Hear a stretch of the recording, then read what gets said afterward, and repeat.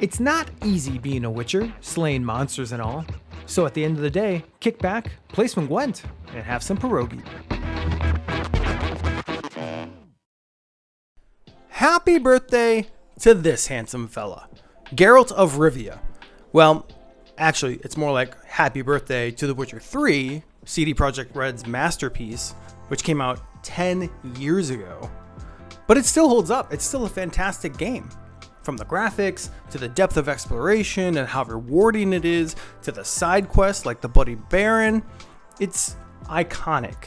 It's an iconic game that deserves all of the praise it got and continues to get praise to this day. I'm going to celebrate The Witcher's birthday with pierogis. Now, pierogis are a Polish dumpling, and they aren't specifically found in the game until later in one of the expansions. However, they are called dumplings in The Witcher.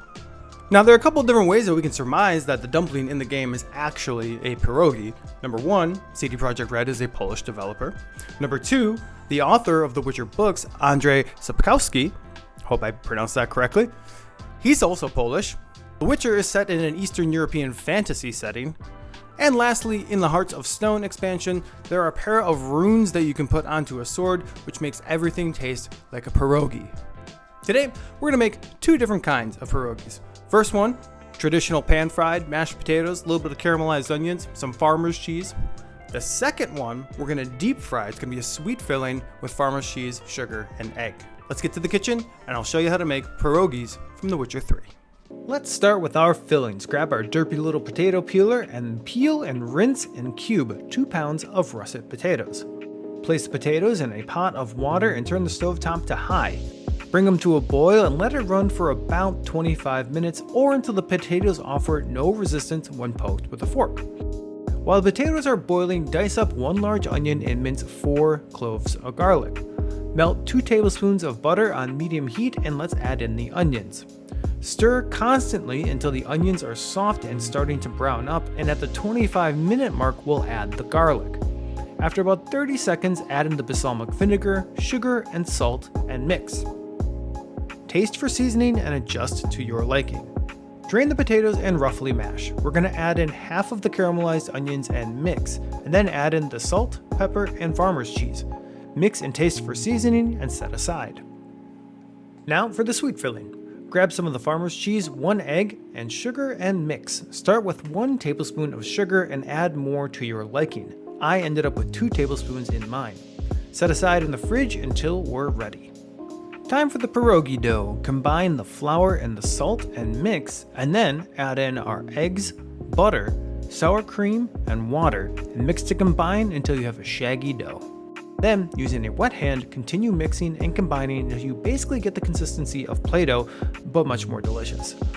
Cover and let it rest for 30 to 45 minutes. When ready, move to a lightly floured work surface and divide the dough in half. Begin rolling it out until you have a thin layer of dough, and with whatever device you have that measures roughly 3 to 4 inches, this is a mason jar lid because we are very fancy, begin making your pierogi shapes. Once done, remove the excess dough, set the cutouts aside, and repeat the process until you're out of dough. And now it's filling time. Grab one of the rounds and fill with just under a tablespoon of our mashed potato filling. Gently fold over to the front and begin pinching the edges shut, pushing back any filling until your pierogi is closed. Crimp with a fork for some decoration, which also helps with the sealing, and repeat this process again and again and again and again until you have about 2 dozen pierogis. For the sweet filling, we're going to be doing the same thing, but this will be a little trickier since the filling is a little looser. Keep at it and it'll work out. We'll boil the pierogis first to cook the dough and help heat up the filling. Drop 5 or 6 pierogis into some boiling water, and after 4 to 6 minutes, they should float, indicating that they are done. Set those aside on a wire rack and do the same with the sweet-filled pierogis. We'll finish off the sweet ones first. Heat up your vegetable oil to about 350 degrees. Make sure your pierogis are dry and slowly set them into the oil. I should have used a wooden spatula, but I digress. Flip the pierogis over after a few minutes, and when they are nice and golden, about 6 minutes or so, pull them from the oil, place on a wire rack, and lightly salt them with some kosher salt. For pan frying, we're laying our pierogis out in about a tablespoon of melted butter after we've heated our cast iron over medium heat. After about 2 to 3 minutes, check the underside and flip when you have a deep brown color. After 3 more minutes, you should be done with the second side or close to it.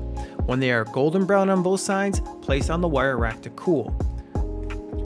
Plate them up with some sour cream, green onion, and the caramelized onions from earlier, and when you're done eating the pan-fried ones, have the crispy sweet ones for dessert. And that's how you make pierogies from The Witcher 3.